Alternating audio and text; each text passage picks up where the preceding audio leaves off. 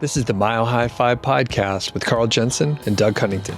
We have authentic conversations about the journey to FI, health, happiness, and some very odd tangents. We interview FI experts, side hustlers, people on their way to FI, and those who have reached the other side. Join us every week, and if you want the show notes and links and all that other stuff, head over to milehighfi.com.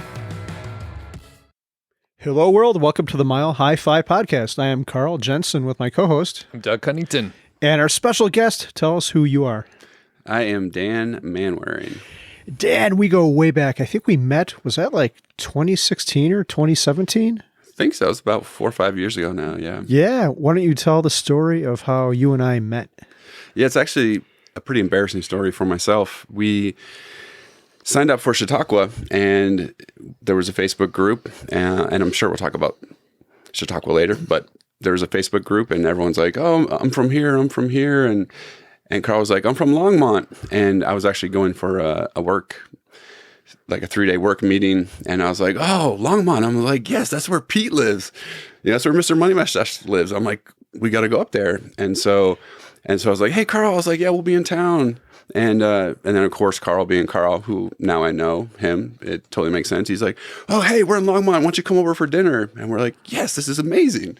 And so we get into Denver. We go up there, and we go to his house, and we're having dinner. We meet his family, and we're introducing ourselves and just talking. And he's like, asked me about me, and I was like, yeah, what do you do, Carl? And why are you going to Chautauqua? And he's like, well, I'm actually one of the speakers. I was like, oh, right. Yes, of course. So I felt like a complete idiot. And, but Carl was super gracious and super humble. So it all worked out. It's okay. I didn't remember any of that until almost right now. I think you told the same story earlier this week, and I had forgotten all about that. But I do remember the dumplings that we made at a separate occasion when we had a dumpling party at our place. Yep. That's a party favorite. Yeah. Okay, let's get into it. You are done with work. When did you leave your job? I left my job on May 31st, 2019. So it's been about 3.5 years. Okay. I thought there were only 30 days in May, but I'm pretty, forget that. Never mind. Okay. So what did you do when you worked? I was in medical device sales. So I started in pharmaceuticals, and then I got into medical device sales. So I was in surgeries helping the surgeons do the stuff and working with hospitals. Got it. And how did you get into like the pharmaceutical sales in the beginning? And what was your like education background, all that? So I actually went to 2 different schools. I transferred, and I ended up graduating at Wake Forest University in North Carolina. And when I graduated, I had no clue what I wanted to do. I did a couple internships, but really nothing really jumped out at me. And so ironically, my first job was my worst job. And I just went into a temp agency because at the time I was living with one of my friends. And I was like, I got to make some income. And so I just went to the temp agency, and I was like, hey, what do you got for me? And she's like, well, you look like you could do some stuff. And so I went to the RJ Reynolds laboratory, which they're the huge tobacco company. And it was a horrible job, but I had to clean like all the rat cages that they were doing experiments on. It was pretty terrible. That sounds terrible. They make the rats smoke or something? Yeah, it's like this machine, and they had different levels of nicotine and smoke that they were exposed to, and it was a pretty terrible job. But the one great thing that came out of that was I met one of the guys who worked there, and he used to be a former sales training instructor. And so he was like, oh, yeah, you should look into pharmaceutical sales. And he told me more about it. And he said, you just talk to people and you make good money. And I was like, tell me more about the make good money part. And then so I kind of lashed onto that. And it took me 6 months. And I just pursued it extremely, extremely hard. And then I finally got it. And then that was that. So. Okay. And then how'd you transition over to the medical device stuff, which it sounds like maybe that was a better fit for you? Well, it was definitely better than pharmaceutical sales, which was completely soul-sucking. You were basically a UPS driver that brought lunch to offices, and you would bring Panera, and they'd be like, "Oh, why didn't you bring Chipotle?" And it was a rough gig. So I did that for about 3.5 years, and my mentor went to medical device sales, and he told me about it. I'm like, well, that seems a lot more fulfilling. And so I transitioned out of that and got in with the same company that he worked for. So that was a major difference. I think I had trained for a couple months and I get into surgery, and then one of the surgeons turns around and is like, "How does that look?" I'm like, "I don't know, dude, you're the surgeon." I'm like, "You tell me." So that was a pretty big transition between stand here and I'll sign for your samples. Yeah. So he's like, "Hey, you want to get in here? Like grab a knife." Or yeah, he's whatever. like, "I'm going to tap out. You got this." So you said when you were a pharmaceutical salesman, you were a glorified UPS driver. I think all your Amazon packages from this point on are going to be thrown into the bushes, or just your laptop will be thrown over the fence, or whatever that story is. Why is my package on the roof? But I'm kind of intrigued by this. You were actually in the room with the surgery, so you were standing next to the surgeon or behind him, telling them what to do? Yeah, not always. I mean, like anything else, some surgeons are really great and they know what they're doing, and some surgeons need a little more assistance, or they haven't used that product before, or they're unfamiliar with it. So, so I was there to just make sure everything was used according to plan. Okay. So how much training did you have to do to assist a surgeon? Like, you're telling them what to do. Hopefully it was a little bit. Well, It's like I wasn't. Yeah, I'm going to clarify. Like 2 weeks. It wasn't the whole. I wasn't telling them how to do the procedure, but I was giving them guidance on that specific product and the length of things and what order to use things and flip that battery around. Yeah. You got to get the polarity right. That's what I'm picturing. North side ups or Take the sponge out, the surgical sponge, before you sew them back up, sir, doctor. Okay, so how many years were you doing just pharmaceutical and medical device sales? So I think about 15 years. Okay. And you loved it, right? No. So how did you discover FIREy? Well, it's kind of an interesting and long story, but I think I got a lot of street cred because I've had the full gamut of the financial world. I grew up I don't want to say poor, but I grew up definitely less privileged than a lot of my friends and neighbors. And I had a single mom, and she worked hard, but she was a social worker. So it was just rough as far as growing up around a lot of people with seemingly a lot more money than we had. So when I did finally get my first job, and I was making what I thought was just the highest money in the world, I think it was like $45,000 or something. But I thought I was like the richest kid ever. And so the first couple of years, I bought a lot more than I should, and I had access to credit cards and all these plans of, oh, you can buy this for no interest, and it's only $100 a month, for 5 years. And so I got a lot of things that I didn't need, and I fell victim to keeping up with the Joneses and all the rest of it. And so even though I was making good money, I had something like $60,000 worth of debt. And after 4 or 5 years of that, I was just like, what am I doing with myself? I'm, mid to late 20s, and all I have to show for myself is a bunch of debt. So I got kind of lucky, and I can't remember exactly how this happened. I think I was driving at the time. I was in Ohio, and my biggest customer was in Charleston, West Virginia. And so I had like a 5-hour drive. And so I think I came across Dave Ramsey. And I always say that Dave Ramsey is the gateway drug for FIREy. And so everything he was saying made sense. And he also went bankrupt, I think. And so he kind of hit rock bottom. And I felt like I was at rock bottom.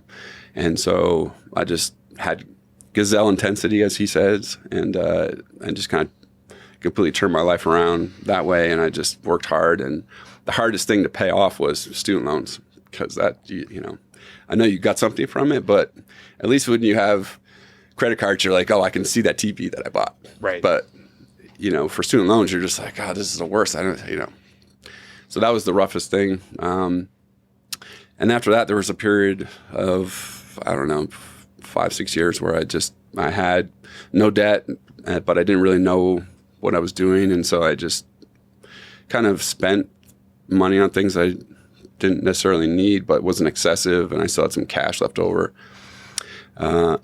which is why I was able to quit my job in San Francisco and travel for a year, because I did have some savings. And so I was able to do that. And that was one of the best things I've ever done, which is where I met my wife now. And then what year was that? Sorry. 2013, I believe. Okay. 14. So you got out of debt, kind of cruising, saving a little bit, but you're not thinking like super long term. You're just like, I want to take a break. And you took a year off to travel. Yep, absolutely. Okay. And then when we came back, we were there for a couple of years, and then we both, after you travel like that for a year, I literally just had a backpack. And when I came back, I was like, I don't need any of the stuff that I had. I mean, I didn't have that much at that point because I was in a 1-bedroom place with other people in San Francisco, so I didn't have that much. But when I came back, I literally got rid of half the stuff I had. And because I was so happy for that year, and I didn't have any of this stuff. So I got rid of a lot. And then after a couple of years, I had some 401k from other companies, and I think I had 3 401ks in 3 separate places. And I'm like, I got to get my life together. And so I went to an endorsed local provider through Dave Ramsey and had a conversation with him. And he's like, well, what do you want? And I'm like, well, I don't want to work. I'm like, I hate work. and I'm like, I want to stop working as soon as possible. And he didn't necessarily talk about FIREy, but we ran a bunch of scenarios, and he showed me some calculations and what I needed, which was way higher than what the FIREy numbers are. But he showed me that it was possible to stop working before 60 or 65. And then it's just like a light bulb went off, and I went home and I just went down the rabbit hole and started searching. And then after that, I was like, this is totally what we're doing. That night, Cindy came home, and I was like, babe, we do not have to work forever. I'm like, check this out. Look at all this stuff. And she was like, okay, yeah, that sounds great. So, yeah. That's awesome. And that was actually one of our questions, was Cindy on board? So that's, I'll bet you are completely thankful, because other people, and I think I'm thinking famously of the Playing with Fire documentary, where his wife did not appreciate it. And it took her probably years to come around. And Cindy was like, okay, fine, we're good with it. So there was no tension whatsoever. It's just numbers. We can do it. Let's do it. Yeah. And I think one of the benefits to why we're so compatible is that we both quit our jobs independently, and then we both went traveling. And then we met on that trip by happenstance. And so I think I always tell people that are like looking for the person that they need to do what they love or what they enjoy, and then find someone that way, because then you already have a bunch of things in common. And so when I met Cindy, she obviously did the same thing that I did. She quit her job. She was kind of fed up. She wanted to travel. She loves traveling. She was traveling with a backpack. So she's obviously pretty minimal, or can be. And I think when we came back, we didn't necessarily know that we were going to be fired, or we didn't know anything about that, but we knew that we would always be different, in that we would work for a little bit, maybe travel for 2 years next time, and then try and quit 5 years early. Maybe we'd retire at 60 instead of 65. So we were always kind of in that mindset. And then when we found out about FIREy, we had a purpose and a goal. And so she was like, yep, let's do it. What was the timeline like in those early days? So you probably ran some spreadsheets and you guys looked at it. So were you like, we got to do this as quickly as possible, or how did it look? Well, Cindy works at the hospital. She's a registered dietitian. And so she likes her job a lot more than I did. She doesn't necessarily like the hospital and all the politics there, but I hated my job. I hated it. And so I was like, I want to get there as soon as possible, as fast as possible. And she was down for that, but she wasn't like driving it 100%. And so I didn't have that much in my 401k because I did the minimum company match was like 6%. So I didn't have a lot, but at least we had a starting point. And then when I found out about it, we were actually kind of doing a live-in flip in Tucson. And so I was like, okay, we're selling it at exactly 2 years. It's going on the market just before the 2-year mark. And then that really jump-started the process. So I think it was like 4 or 5 years. That's how long it took. Got it. So I'm kind of curious. You said you hated your job. And I think about Doug and I don't think, like, hate is too strong of a word. I actually liked the core work I did writing code. Doug, I'm not sure you would have did you ever actually like or enjoy what you did? There were probably little pieces here and there, but the overall, I would say I disliked it very much and I hated pieces of it. Okay. So not positive. Not positive. So Dan, my question to you is, thinking back on your life now, is there something that you have done since your job or that you've stumbled upon that you would have enjoyed doing if you could go back in time? What would you have done?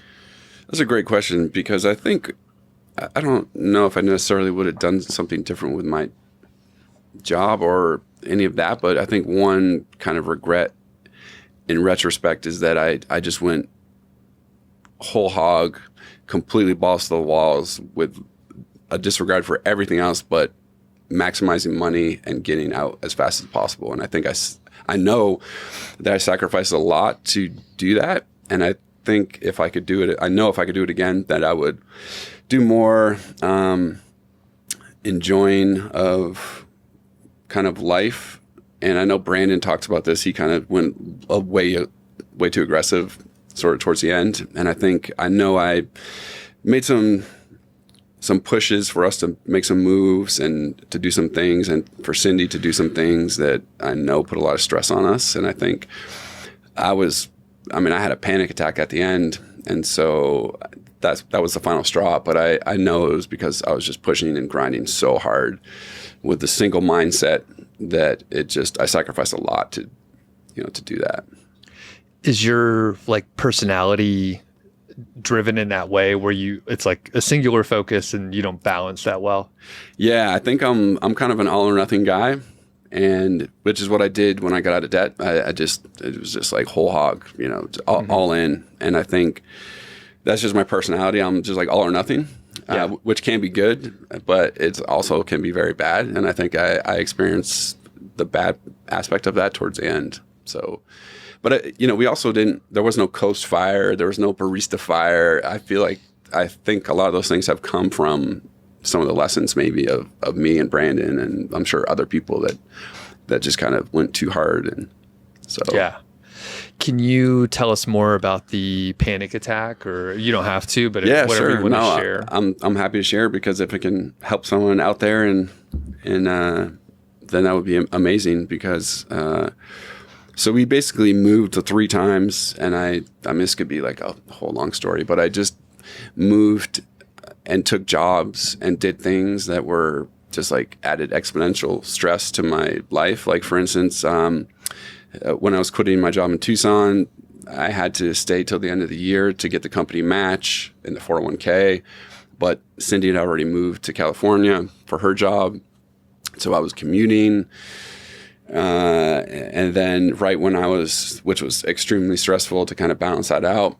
And then when I was about to quit and I already got another job lined up, the manager in California was like, hey, we've got an opening coming up. It's going to be in Silicon Valley. You'll be covering Stanford. It's super prestigious, huge account, lots of money. You basically, he just sold it really hard. And again, it was like the money. It was like more money, more money, more money. And so I was like, okay.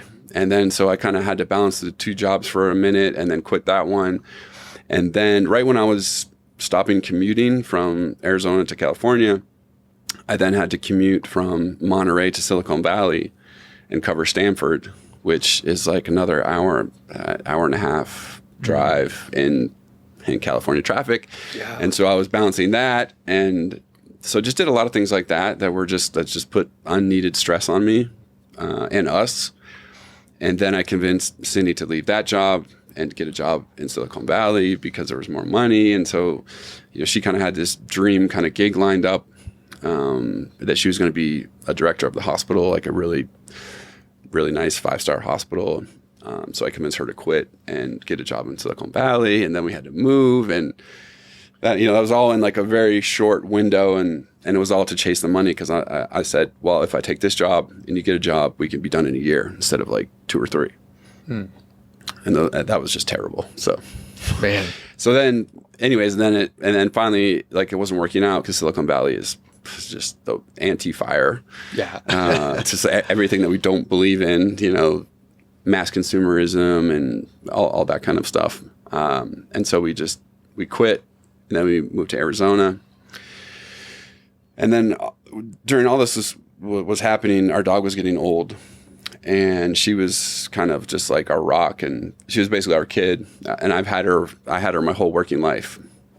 So my first job up until my last job. And when we moved back to Arizona, again, after a short period of time, and I'm like, we got to reset.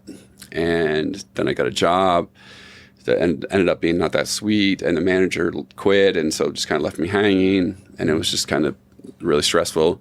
And then we had to eventually put her down, and that hit me a lot harder than I thought it would. Yeah. And basically that afternoon is when I had the panic attack.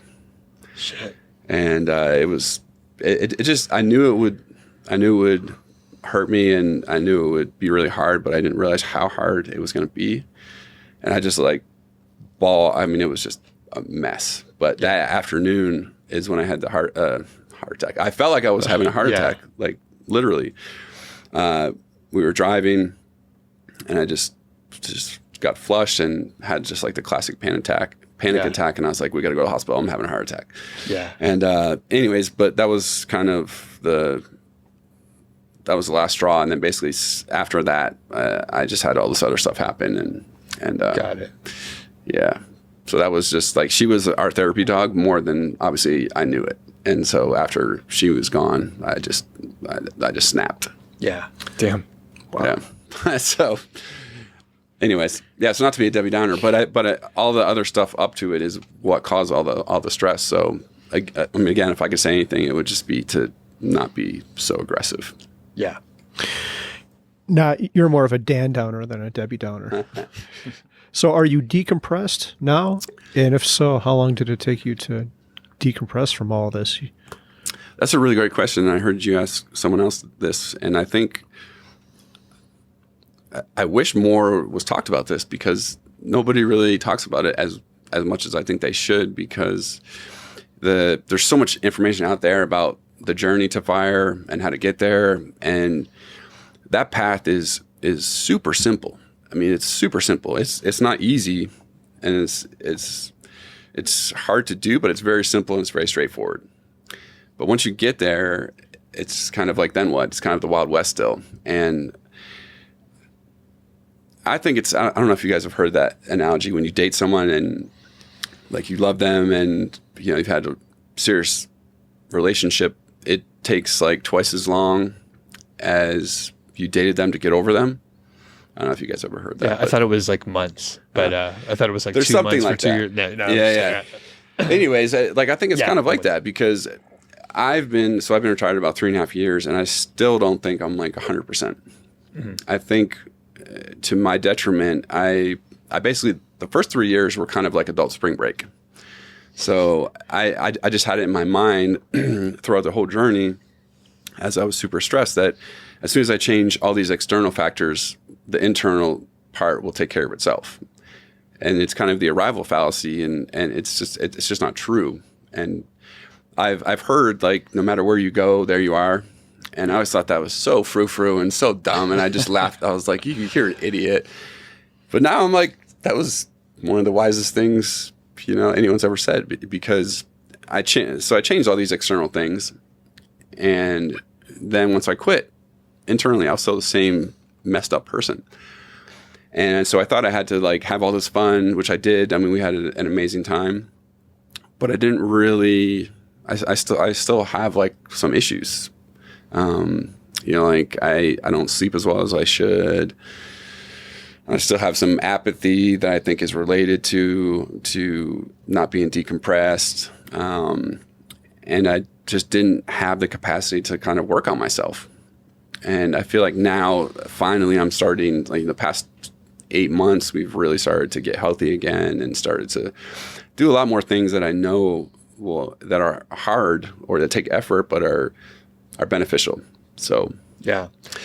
And I think you're right with the decompression part of it, because we push hard, and if you work hard enough to retire early, significantly earlier than other people, then you're usually kind of a busybody. Sure. It's hard to just sit still. And actually, I have an interview lined up with our friend David Boyer, who stopped working like a year and some change ago. Do you know David as well? Sounds familiar, but Stephen's brother. Stephen Boyer's brother from Camp FI. Okay. I've never actually been to Camp FI. All right. I'm not cool enough. You can go. All you have to do is pay money. And then you Yeah, can exactly. go. It doesn't matter how cool you are. But anyway, we'll be talking to David because he was in the military, same kind of deal where very driven, and then all of a sudden you have to like turn it off. And he went through like a very deliberate process to like decompress, which is interesting. So in Carl, I know some of the discussions we've had before, like you pushed hard and you were like, I shouldn't have pushed as hard. Do you have any like broad tips after what Dan mentioned? Yeah, that's interesting. I was talking to Dan earlier this week, and the thought I've had is I never really retired, like not even now, because I bought these stupid houses and I continue to work on those. But I think I needed that. They were kind of a little bit of a step down from work. So I'm finally at peace after like 5.5 years of quitting my real job, that I can not buy any more houses to fix up. As soon as we do these two, I'm done with it. I think it's different for everyone. I mean, Doug, that's a great question, but I think everyone has to approach it different. There's no way I could have just stopped my job and done nothing and just like hiked or something like that. I think I needed to step down a little bit and maybe really work on my other passions, like learning language and music and some of these other things I'm doing now. But yeah, I think it's going to be different for everyone. I don't think most of us, like you alluded to, Doug, can just turn it off and like step off because we're so driven. And how do you just shut that down and go to doing nothing or like watching TV or whatever? And I just listened to an interview with Ryan Holiday, and he mentioned that he likes to run. And as soon as you bring up like running, I'm thinking of like music and languages or whatever, but he's like, I like to run, but he does it for like himself. And Sure. Usually when someone's like, oh, you're running, it's like, oh, are you training for something? And he mentioned, no, I'm not trying to like win at my hobbies. Right. So he's like, I'm not training. That's great. And I was like, yeah, like we'll find a hobby, like playing music or learning a language, and we'll set up kind of like arbitrary goals to like push ourselves because we just can't fucking help it. Yeah. And then we like pull the fun out of it instead of just like play the guitar, maybe play with some friends or go on a hike with some people. Sure. And I don't know, but that stuck with me because it's like, why are you trying to win your hobbies? It's a dumb thing to do. Yeah, I think that's a great point. And to wrap your point up, Doug, I think it's about enjoying the journey instead of the journey doesn't always have to end somewhere. You can just run for the love of running or play because you like to play. You don't have to work up to a marathon or a concert or open mic night or whatever. You can just do it and not have any goal at the end. Yeah. And it's like, it kind of gives you permission to not necessarily suck at it, because like our goal isn't to be bad at it, but it's like, it removes the pressure. Like it's just for you. Sure. And it's, as I say it, I'm like, it's really hard to do because I think we might be doing a recital. Elizabeth and I might be doing a recital. It's really for kids, but we're going to go, very cool. Crash the party there. More on that later. I don't know if it's going to happen, but okay. Well, let's transition a little bit. So you decompressed, kind of. You're getting better at it each day. It sounds like you did travel a lot. The adult spring break. So tell us about some of the travels and how long you are on the road and how many countries you've been to. I'll just open it up and you could tell us all about it. Okay. Yeah, I think, well, as I mentioned, we both love to travel, and through our travels, we met some people, and sort of like anything else, no matter how much you do of something, there's always someone that's done more. And for us, that's inspiring. And so I think our lifetime goal would be to see every country in the world. And we've met some people that have done it. And so that's pretty cool. Right when I quit, we actually hung out with some of our friends who own a big catamaran. And so we sailed in the Caribbean on their boat for a month, which was really fun. Wow. Yeah, it was pretty incredible. It's kind of nice to have people that who have done things that are extremely expensive that you don't have to. So they would actually be great on the podcast because they're kind of fired without the FI. Okay. So nice. but and then after that we basically visited a lot of friends that we've been meaning to visit that normally we couldn't because of work. So we went to Africa and we visited one of the friends that I met on the year off trip in Namibia. So she's running a conservancy in Namibia. So we went there. We visited some friends in Zurich. Then we came back, and then we've basically been traveling kind of off and on ever since. But that was the first trip, and there were lots of champagne savoring. For some reason, right when I was quitting, I watched some episode and it was talking about savoring champagne. So we savored a lot of Cook's champagne. That's funny. So, but anyways, then after that, we've been to 52 countries together. 52. Yeah. I think independently, we've probably been to 60 altogether. Okay. Each of us, but we're tracking the ones that we've been together. So we've been to 52 together. At the beginning of this year, we bought a 2-month unlimited Eurail pass, which was super fun. So literally every day we were on the train. We saw 23 countries in that time. We went to Oktoberfest, which was still pretty deserted, but that made it great. So we saw a lot of countries. We went to Turkey. That was one of our favorites. We spent 2 months in Turkey. That was great. And I know you've talked to, I think, the previous guests. They do Trusted House Sitters. So we kind of balance fast travel and slow travel like that. So we did 2 house sits in Turkey, which was about 2 months. So we had that fast travel, and then we do some slow travel. And we use the house sits as kind of a forced slow travel. So obviously we have to, and we want to take care of the animals. We love animals. And so it's funny. All of our hosts are like, oh, you should go here. You should go here. And then we end up never going anywhere because we're just not burnt out, but we're tired. We're like, okay, let's just have a routine. Let's cook at home. Let's chill. Yeah. So, and I think that's always going to be part of our plan is to have some fast travel and then some slow travel. So. Okay.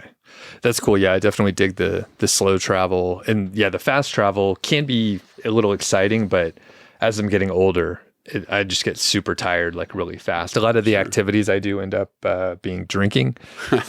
So yeah, that slows you down too. Yeah. Or, I mean, it could speed you up if you know. Yeah. You always pay. I mean, it was like that for a while. I don't know how old you are, Dan, but at some point it was obvious that I was like stealing time from tomorrow. Yeah. And it just fucks up my sleep. Robbing fun from tomorrow. That's my favorite quote. It's so true. I don't recover either. I'm probably older than you. I'm 44 now, I think. 43. Close. Okay. Yeah. You're tall, so it threw me off. Yeah, but it really, when you fast travel, you're not sleeping in the most comfortable situation. You're still I find that it takes at least probably 3 days to get comfortable in a sleeping situation. So if you're fast traveling, you're not really ever getting to that. And then you throw alcohol, sleep on top of that, then it does run you down a little bit. So yeah. So you don't really have a home base, or would you say you do? It's a good question. Well, I'm trying to get a home base here, Carl. As you know, you're supposed to help me out, buddy. We are doing all we could. I'm looking around at Doug's basement. We could throw in a bucket down here because there is no bathroom yet. But we'll talk. We could put a urinal right over there. I think, or just some milk jugs. I mean, something. That's the dream. Yeah. But, well, we actually kind of do have a somewhat of a home base. our plans initially prior to COVID were to fly to Asia and spend 5 years just out that way. But then COVID hit, which, completely changed our plans. So we ended up opting to do something we had planned in the future, which was to spend time with our parents. We read that Wait But Why, I forget his name, Keith Urban? Tim Urban. Tim Urban. But his post, The Tail End, really hit a chord with us. I think you read it, right? So that really hit a chord with us. And so we're like, okay, let's spend time with our parents, because I've definitely been away from my mom since I was in high school. Yeah. Excuse me. And so... What's the quick summary of that article? Just like the one sentence so people know what you're talking about. I've talked enough. Do you want to share it? If I messed it up, you correct it. I usually ask questions so that then I don't have to know what I'm talking about. So generally, I think like by the time you hit 18, you've spent like 99% of the time with your parents that you ever will, which, when you think back now that we're, when you read it, maybe you were in your 30s, like it's really obvious, like, oh yeah, like I hardly see my parents or family. It was all in the first 18 years. So if you can, while they're still healthy and alive, then, go spend time with them as soon as possible, because cancer, they'll get sick, everyone's getting older, blah, blah, blah. It could be us that die, but regardless, that's the gist of it, right? Yeah, absolutely. And the other thing that kind of hit home with me was when you do see them, let's say you do see them once a year during Thanksgiving or Christmas, you're still so wrapped up in work that a lot of times you're not really present, and you're stressing about getting there, and it takes like a day to not be stressed about getting there, and then you start stressing about leaving. So basically the time that even that small amount that you do have with them, you're not as present as you could be. And then, like you said, like spend time with them when they're still fully functional and able to do things. And so, yeah, so that's a good summary. And so that kind of really hit home with us. And so we pivoted, instead of going to Asia and traveling, we pivoted and we converted my mom's 2-car garage. And when I say we, I mean, we had people convert the 2-car garage to like 600-foot studio, so that we could be right next to her, but not in the house. It's a small house. Space. Yeah, I needed some space, and so it's been, it's that I would say that's been one of the highlights of being fired, is to be able to spend time with her. And we went bowling on a Tuesday, random Tuesday. She's retired. She's 70 something. Sorry, Mom.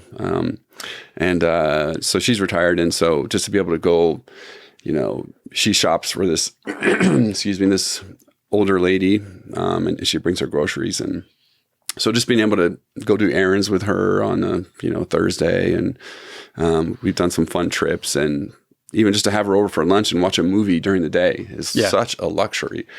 And to just be present with her, and it's just incredible to be able to have that. So nice. So, but you still are on the road a lot. Does that ever get tedious? Are there any drawbacks or things you don't like about? Yeah, that's a good question. I know you've said you hate the word travel, and you've gotten you're more into slow travel, right, Carl? Yeah, I think there's a lot of value to staying at any place for like a month, which isn't possible for us because we have kids, but long-term post-kids, that's what we would do. Yeah, I think we're still trying to figure out the perfect mixture, but we do love fast travel. Excuse me. We love the randomness. Like on the Eurail trip, we never booked a place until we got there. And so there was a train that we were supposed to go to, and then we saw an international train, and we're like, tell me about this international train. So we just like hopped on the international train and ended up in, I can't even remember, but, we ended up in Bratislava, Slovakia, I think. Yeah. Yeah. So anyways, like we love that part of it, and just like the randomness and the random meetings of people. We go to some, one random craft brewery, and the lady's like, oh, you should go here. And then we end up going there the next day, and it's like amazing. And we hadn't planned for it. And so, we love that part of it, but we also do love routine, especially now that we're getting healthy and doing things like that. And so, I think the plan now is to kind of try 2 weeks to a month at a time. When we were in Columbia, we stayed in Columbia for 2 months, and we rented a place for a month. And then we also ended up taking a couple side trips from that place. And so I think that's also a possibility that we want to explore. If we book a place for 6 months or a year, even say in Turkey, and then go to like all the stands and, some of Africa and have that as a home base, that's also kind of attractive. So I don't know if that answers your question, but yeah, I mean, we also do want a home base in Longmont because we love the community here. So I think, that could also be something where we're here for 3 months, 6 months, and then we go travel for 6 months and come back. So Got it. Yeah, we're still trying to figure out the perfect mixture. Cool. Well, let's transition over to exercise. And you mentioned, getting back into, fitness and health and all that stuff. So yeah, what's your exercise routine? And, maybe you could tell us a little bit about what you were struggling with. You said you're getting healthy again. So Sure. Why weren't you healthy before? Well, when we were in Tucson, when we came back from our trip in the early part of our relationship, we really I've always done sport. I've always played sports. I've always been active. That's always been kind of a core part of me. And there have been times when I've stepped away from that part. But when we were in Tucson the first time, we were doing tries, and I did an ultra trail run. And then I had an injury, and then, so I was kind of away from that for a while, and then the fire thing happened. And so I was doing some other things, and then the fire thing caused, lots of self-medicating and things like that. And then, as I said, we had like a 3-year spring break, adult spring break. And I always thought, that was kind of what I needed, was just to let loose and party and hang out with friends. And, but that's not really that fulfilling in the long term. And there's definitely a cognitive dissonance of who I see myself as and what I was doing. And so that was a struggle. And so exercise is now back part of our routine. And so basically we kind of have we have the bookend part of our routines pretty much down now. So we get up, we go for a walk. And actually, Pete just wrote a post about this, kind of some of the things. There's a lot more out there in biohacking now, and Cindy works for a company that is involved with that. So anyways, we wake up, we go for a walk, we get some fresh air, hopefully sunlight in our eyes. We come back, we have coffee, we journal, we go to the gym, we go for about an hour, and we hit it kind of hard, lifting. Then we come back, and then that's kind of our morning routine. And then the nightly routine is we have dinner relatively early, and then we go for like a half hour, 45-minute walk. We come back, maybe watch like a TV show, wrap everything up kind of by 8:15, 8:30. Then we shower, get ready for bed, read for about half hour, and then go to bed. So that's kind of our healthy routine. Cool. What do you think people get wrong with exercise? I think they spend too much time in the gym, Carl. No, I don't know. Everyone's different. I think, I don't know what they get wrong, but I think there's a lot of things that people could tweak instantly to make their lives better. I know you intermittent fast, Carl, right? So, yep. That's kind of an easy tweak or hack that you could do to make yourself healthier. I think walking after dinner is one of the big ones. And Cindy's company, we haven't talked about it, but she does blood glucose monitoring. And so we've done some experiments with that. And like another simple hack that everyone can do out there is when you have a plate of food, whatever meal, but especially for breakfast, if you have just like the normal breakfast, you have bacon, eggs, bread, hash browns, maybe juice or whatever. If you eat the protein first, even at that same sitting, and then you eat everything else, your blood glucose will not spike as high. Wow. Yeah. Huh.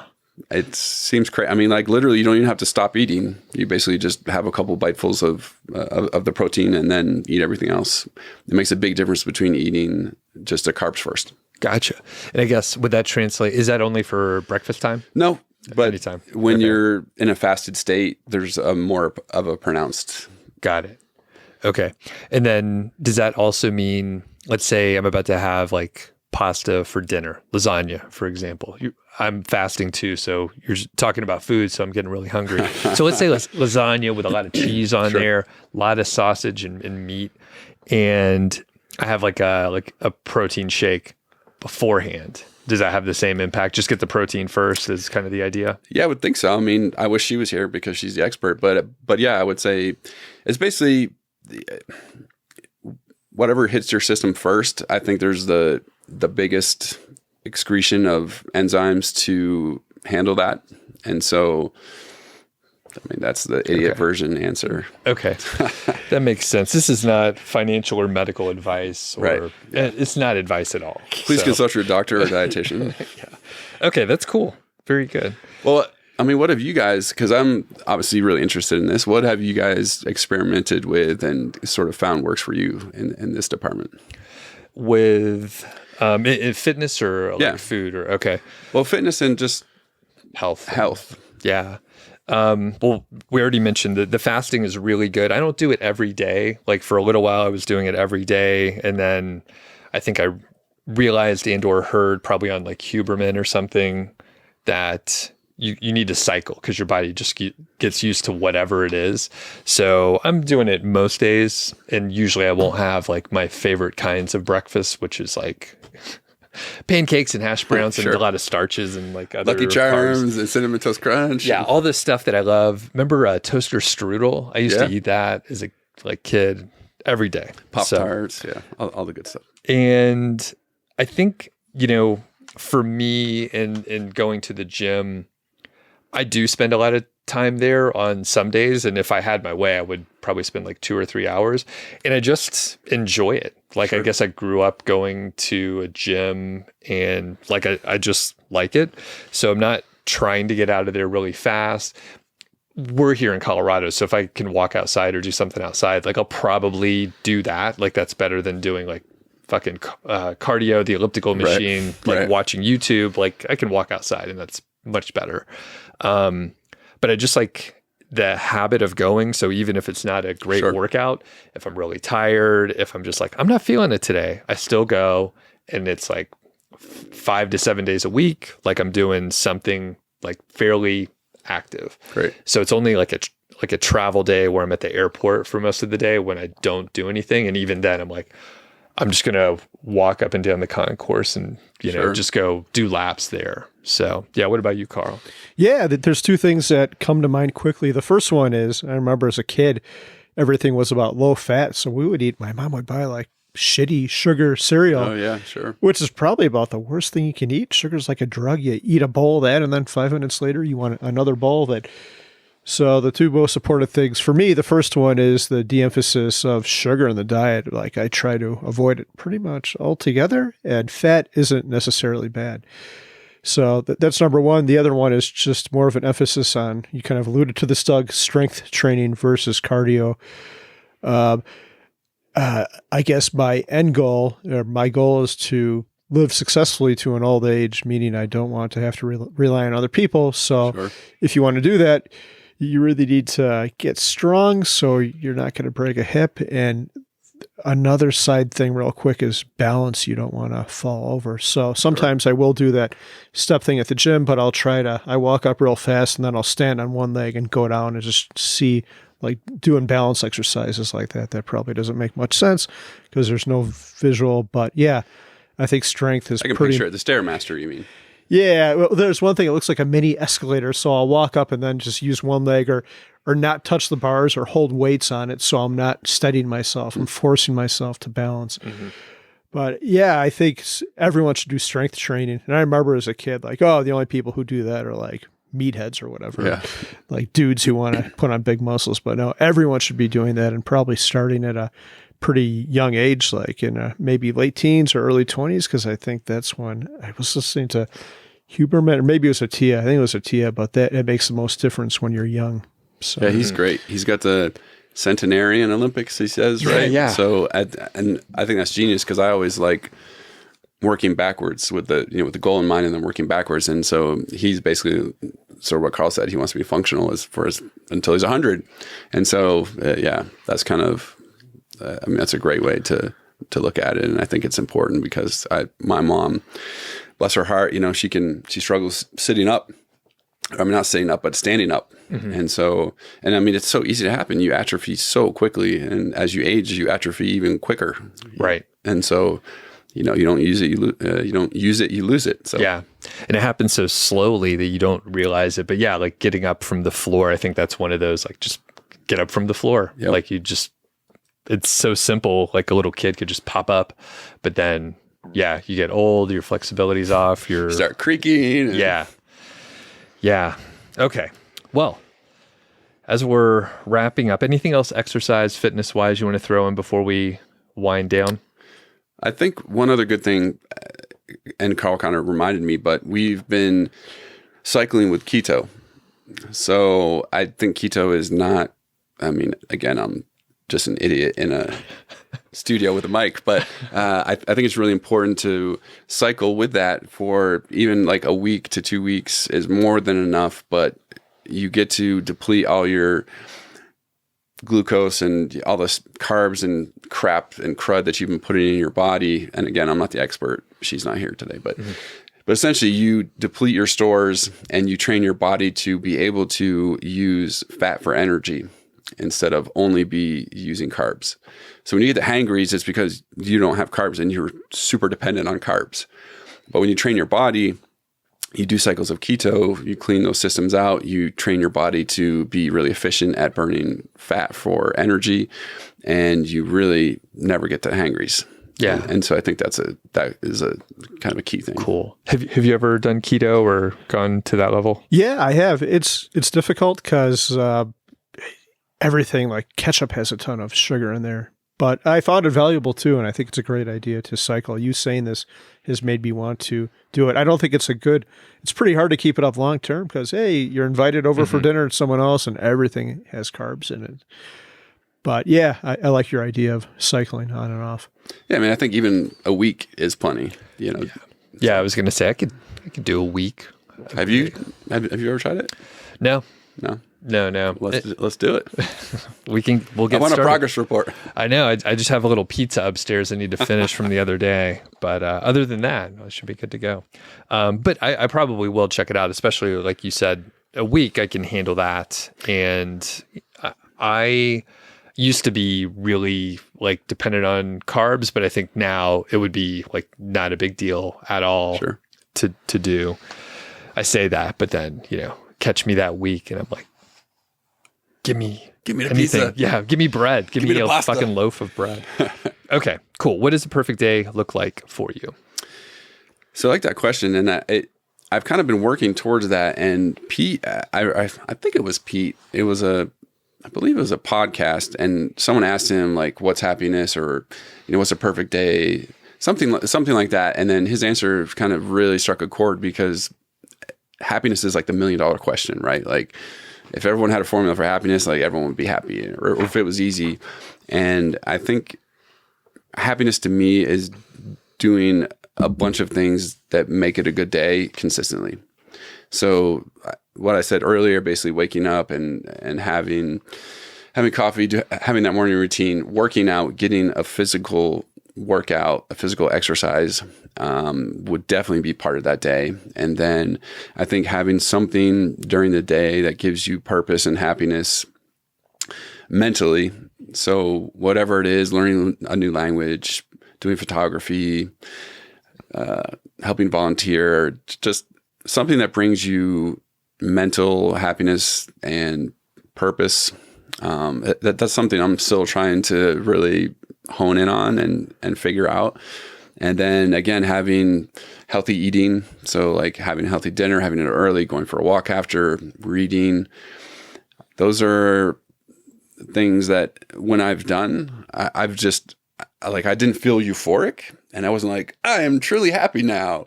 But when I've done that consistently, like for a week, maybe I'm just like, you know what? I haven't really done like anything crazy, but like, I feel pretty happy. Yeah. And I feel pretty good. And I think, so basically the gist of it is do a bunch of little things consistently that bring you joy.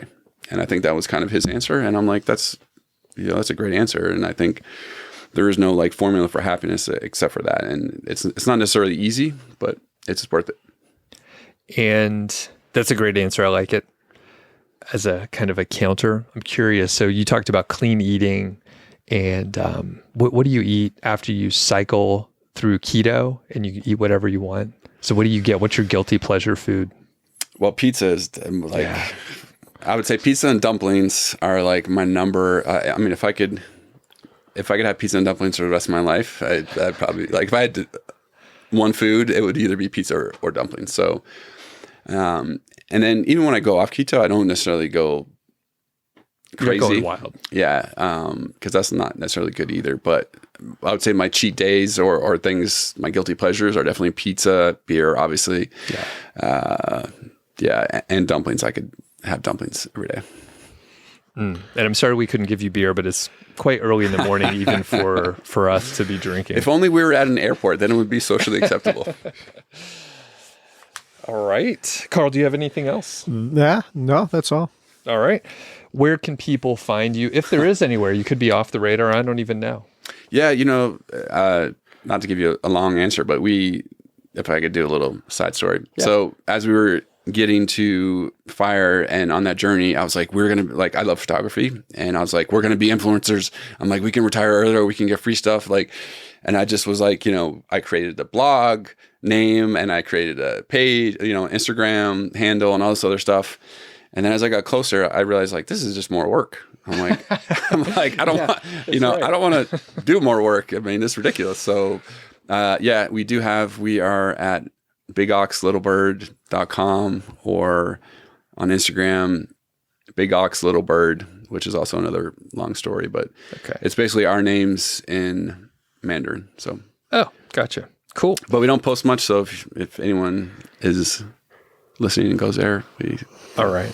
Cool. We'll link it up so people can get to it, and I'll check it out. I didn't know you were into photography, but I'm getting into it a little bit more. Very cool. Always had a big interest. So, all right, Dan, this is amazing. Thanks for joining us.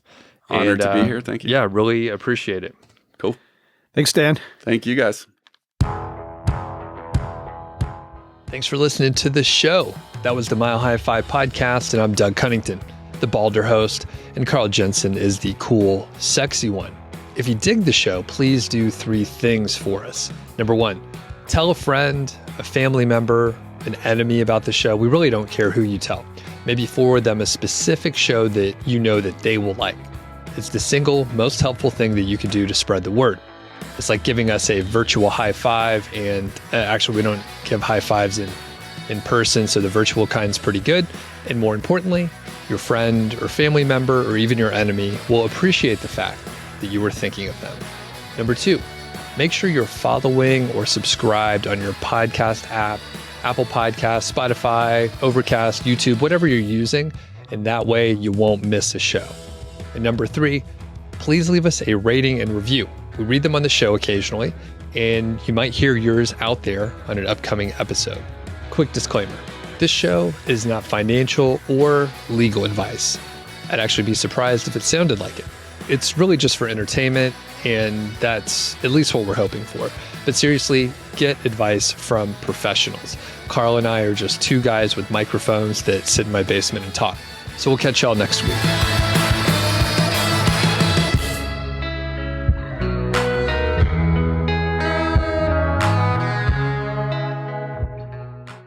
All right, Dan, you've been in Longmont for a couple days. Have you been here before? Yeah, I've been here multiple times. I think this is hopefully a place that we will live eventually. So we've come through probably about 4 times now. What's your favorite part? All the breweries. Oh, and Carl's place. It's always an adventure. Yeah, I understand you looked at houses yesterday, and one of them was close to Whibby, one of the breweries. That might be a dangerous place to live. Yeah, I would have loved to live there, but Mindy totally put the kibosh on it because it needed about $200,000 worth of work. So, and you would probably never get to that work because you'd be at Whibby all the time. Exactly. Dan, this house looks shittier than it did 2 years ago when you moved in. And I would try and get everyone to come over and help me, but they would just stop by in Whibby instead. So. Yeah. You'll have to Yeah, get them to do the work before heading over to Whibby. Right. It's just a promise. It's a great brewery. Any other notable breweries that you really like that you don't miss when you come to town? Left Hand, of course, is always a favorite. I actually just went to 300 Suns yesterday, which they actually have awesome food. Yeah, I think so too. They have a great burger. Did you get that? I got the burger, Nashville fried chicken, and I was warned that it was super hot, but they have 4 levels, and I had the habanero, and the waitress said it was super hot, and I tried it, and I was like, this is pretty bland. So, oh really? I don't know if I have COVID. So is that the third? So congrats if I do. Yeah, we'll change that mic. So did you get is that the third level up, the habanero? Second. Okay. Third is actually pretty hot, and I haven't gotten the hottest one. I used to do the Poltergeist, right? I think so. I think so. But the third was like legit hot. Like I was sweating a little bit. I used to do heat challenges or like the spicy challenges and all that. So I have some hot sauces upstairs. Ooh, I should have brought mine. I'll send you home with some, and then you could tell me. Okay.